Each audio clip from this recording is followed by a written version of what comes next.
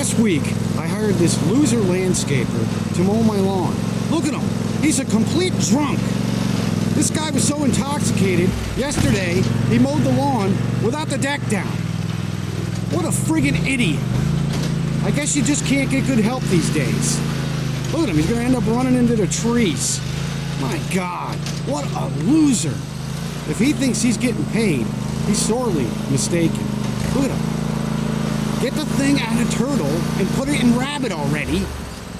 Yeah. Oh. Look at him. Yeah, he's probably dizzy from riding around in circles all friggin' day. What's he doing? Oh, he's gonna piss. Great. Kill the grass. What the hell? Holy shit! It's a friggin' Bigfoot! Yeah! Oh, he dropped him big time! Are you kidding me? The hell is he doing? Oh my God, he's getting his ass kicked. Wait, he's jacking his mower!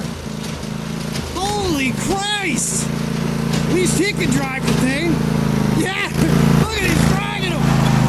Hey, hold on, buddy! Yeah! Get paid? You just got fired!